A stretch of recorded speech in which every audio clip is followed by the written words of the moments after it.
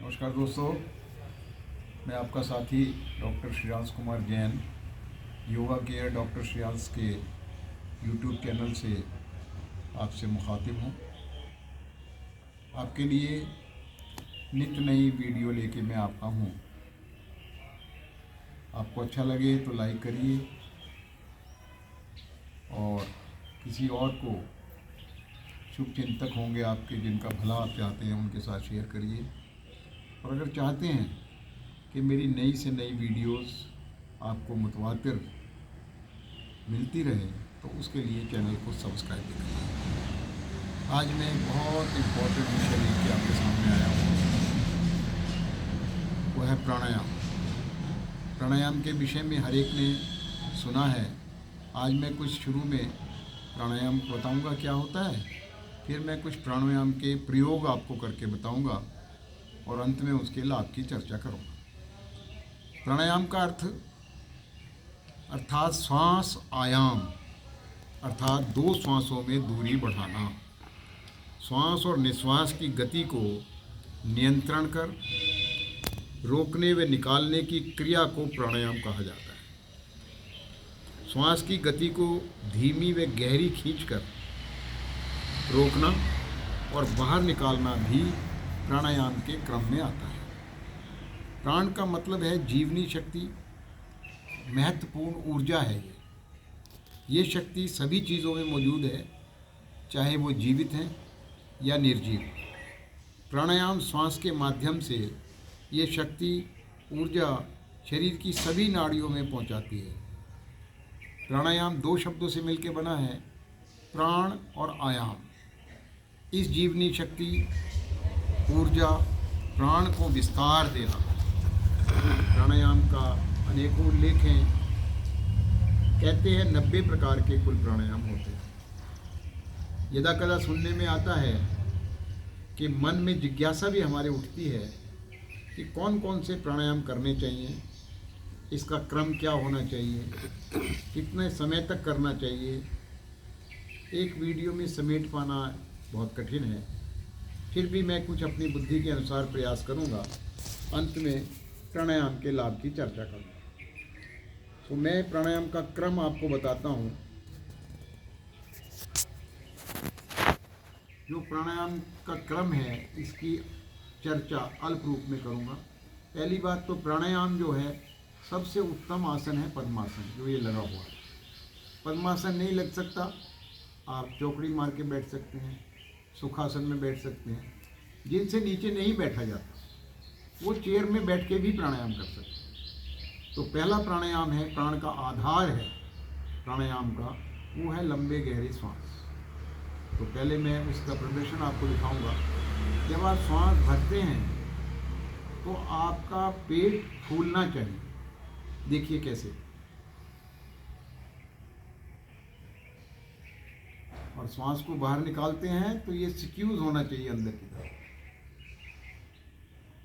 जब बच्चा पैदा होता है वो इसी प्रकार श्वास लेता है, और जब वयस्क हो जाता है तो धीरे धीरे ये गति उल्टी हो जाती है। तो हमने ध्यान रखना है इसका कि प्राणायाम को हमने इस प्रकार से लेना है। We have to treat it as a balloon, bladder की तरफ इसको इस्तेमाल करना है। हमने श्वास भरना है, श्वास तो लंग्स में जाएगा लेकिन उसका इम्पैक्ट पेट पे आता है। तो श्वास भरना तो पेट फूलना चाहिए और श्वास छोड़ते हुए अंदर जाना चाहिए। ये जीवनी शक्ति को बढ़ाने की चीज़ है, लंबे गहरे श्वास। देखिए पुनः।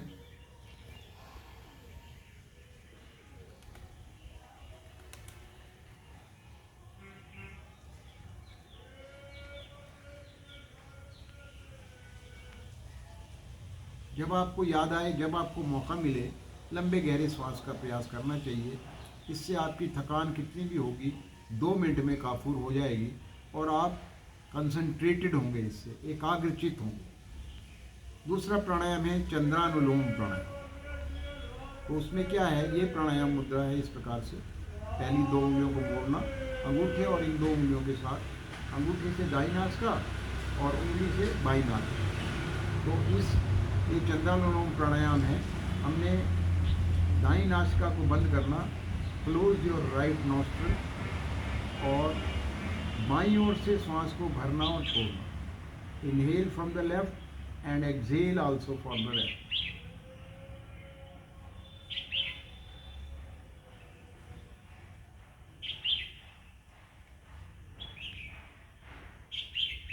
कोशिश करें बिल्कुल धीरे धीरे सांस लें, शरीर को न हिलाएं. कोशिश करें श्वास की आवाज़ भी ना हमें आए.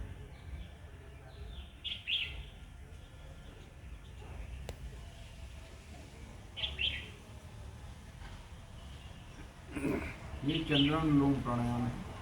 इसको प्रायः हम गर्मियों में करते हैं. अनुलोम प्राणायाम है. इसमें नासिका को बंद करना है. क्लोज योर लेफ्ट नॉस्ट्रिल और राइट साइड से इनहेल भी करना है, एक्सहेल भी करना.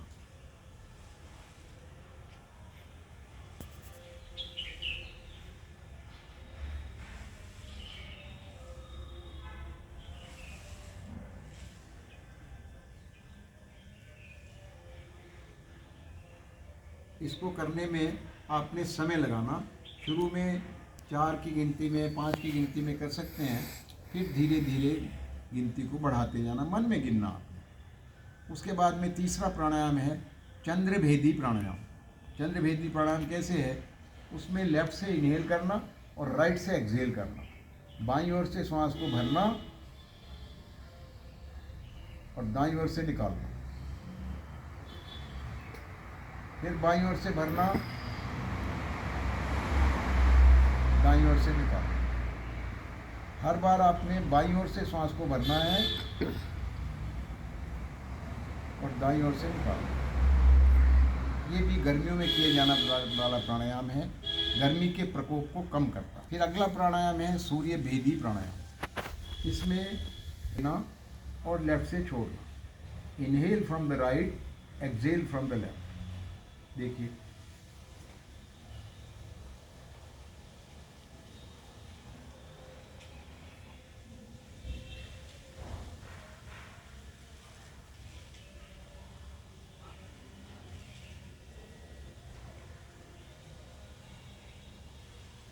कोशिश करिए पेट की क्रिया उसी प्रकार से. श्वास भरें तो पेट फूलना चाहिए, श्वास छोड़ें तो पेट अंदर की ओर जाना चाहिए. ये था सूर्य भेदी प्राणायाम. अब एक बहुत इम्पॉर्टेंट प्राणायाम है जिसके विषय में आप सभी जानते हैं, वो है अनुलोम विलोम प्राणायाम. अलग अलग विद्वानों का अलग अलग मत है. कुछ लोग कहते हैं कि इसको बाएं से शुरू करना चाहिए और कुछ लोग कहते हैं हमने देखना है किस ओर का श्वास हमारे चल रहा है. आप देखिए, एक समय में एक ही सुर चलता है. ये इस समय मेरा दायां सुर चल रहा है, तो दाईं ओर से प्रारंभ करना और दाईं ओर आकर ही समाप्त करना. Inhale from the right, exhale from the left, then inhale from the left, exhale from the right. This is one cycle. You have to repeat it.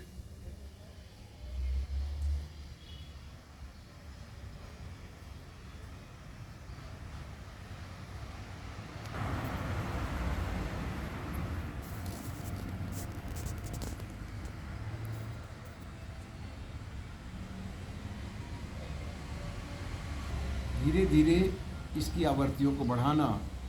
ये अनुलोम विलोम प्राणायाम इतना सुंदर है कि इसको धरती की संजीवनी भी कहा जाता है. उसके बाद है एक बहुत इम्पॉर्टेंट प्राणायाम जिसके विषय में भी सब जानते हैं, वो है कपाल भाती प्राणायाम. कपाल माने ये क्षेत्र और भांति माने चमकाना, वो चमकता है. इसमें क्या करना, हाथों से घुटनों को पकड़ना, श्वास भरना और फोर्सफुली एक्सहेलेशन करना. You must feel the hammering effect on your abdomen. देखिए कैसे करना.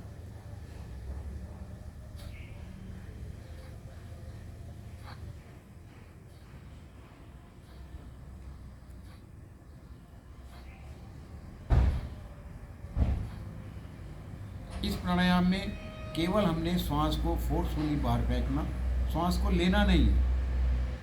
सांस स्वयं फेफड़ों में चला जाएगा. Due to the atmospheric pressure जो हवा का होता है, उससे हमारे लंग्स में खुद ब खुद सांस अंदर आ जाती है ये कपालभाति प्राणायाम है। सभी रोगों का निदान इस प्राणायाम के बारे में। फिर है उज्जाई प्राणायाम। उज्जाई प्राणायाम गले के लिए है, गले के रोगों के लिए है। इसमें स्नूरिंग की आवाज़ आती है। ये थोड़ा सा टेक्निकल प्राणायाम है। इसमें हमने श्वास भरना है, श्वास को बाहर निकालना है और पेट को दबा के रखना है। गर्दन को थोड़ा सा दबाना है। कंठ का प्रवाह, श्वास का प्रवाह कंठ से हृदय, हृदय से कंठ, इस पोर्शन में सांस चलेगा। जब एपिग्लोटिस दबी रहेगी तो स्नूरिंग की आवाज़ आएगी, खनाटों की आवाज़ आएगी इस प्राणायाम में। आप देखिए कैसे करना है।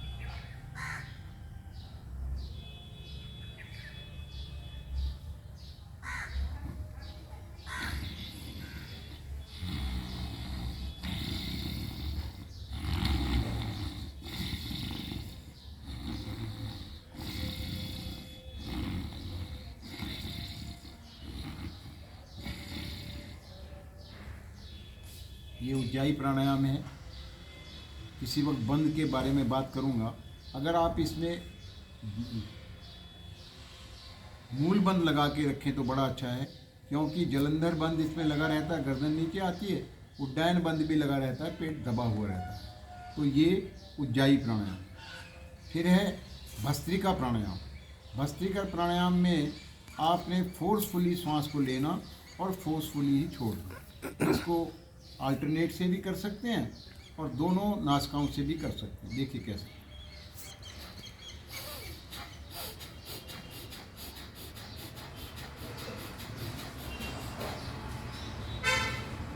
इसको दोनों नासिकाओं से अलग अलग भी कर सकते हैं।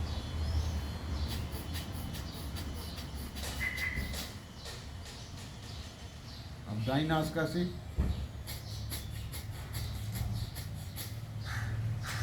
और फिर ऑल्टरनेट भी कर सकते हैं। बाएं से श्वास लेना, दाएं से छोड़ना, दाएं से लेना, बाएं से छोड़ना।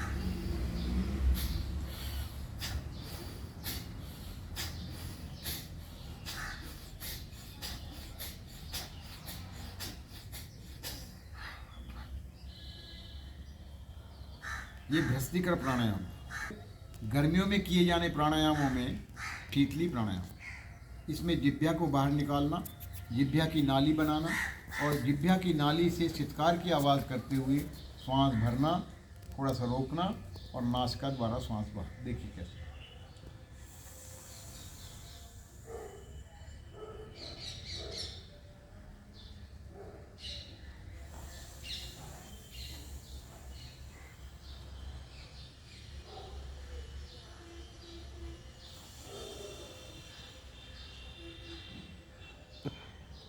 अब कुछ लोगों की जीभ की नाली नहीं बनती, जेनेटिक प्रॉब्लम होती है, उनके लिए इसी श्रेणी का प्राणायाम है शीतकारी प्राणायाम।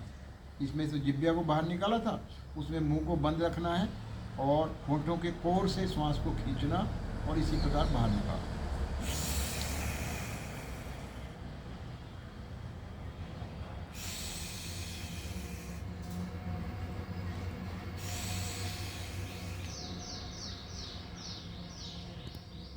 ये शीतकारी प्राणायाम। और अब एक बहुत सुंदर प्राणायाम जो कि आज के युग की बहुत ही जिसकी अत्यंत आवश्यकता है, वो है भ्रामरी प्राणायाम। बिकॉज आजकल हम केवल काम ज़्यादा मस्तिष्क से लेते हैं, शारीरिक काम कम करते हैं। तो मस्तिष्क के लिए जितने भी tension, stress, anxiety, fear, phobia, डर, हताशा, निराशा, भय, आतंक, डिप्रेशन, हाई ब्लड प्रेशर, सबको ठीक करने वाला प्राणायाम है और मेमोरी पावर को बढ़ाता है। कैसे करना है ये देखिए। षटमुखी मुद्रा लगाना, एक आँख पे, एक उंगली होठों पे, ये नासिका पे, एक होठों पे और एक नीचे, और अंगूठे कानों के अंदर, कान को दबाना। श्वास भर के श्वास को बाहर निकालते हुए ममिंग साउंड करनी। इसमें जिह्वा को तालू से लगा सकते हैं। देखिए मैं 3 आवर्ती करके दिखाऊंगा आपको।